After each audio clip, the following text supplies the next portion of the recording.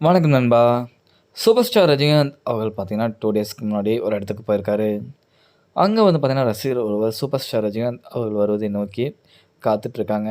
ஓகேங்களா. Super star Rajinikanth அவர்கள் அப்பதான் வந்து லிஃப்ட்லேருந்து இறங்கி வராரு. வரும்போது பார்த்தீங்கன்னா வந்து, அவருடைய பாடிகார்ட் அவர் ஏதோ சொல்றாரு. அத கவனிச்சுட்டு கேட்குறாரு. அண்ட் சூப்பர் ஸ்டார் ரஜினிகாந்த் அவர்களை வருவதை நோக்கிய வந்து ரசிகர் பார்த்தீங்கன்னா வந்து, கையெடுத்து கும்புறாருங்க. குனிந்து கும்புறாரு சூப்பர் ஸ்டார் ரஜினிகாந்த் அவரிடம். அண்ட் அதெல்லாம் தாண்டி சூப்பர் ஸ்டார் ரஜினிகாந்த் அவர்களுக்கு கையில் ஒரு இன்விடேஷன் மாரி தெரியுதுங்க. அத வந்து குடுக்குறாருங்க. அத சூப்பர் ஸ்டார் ரஜினிகாந்த் அவர்கள் வாங்குறாரு. அந்த ஒரு வீடியோ பார்த்தீங்கன்னா, இணையத்தில வந்து ஷேர் ஆயிட்டுருக்கு.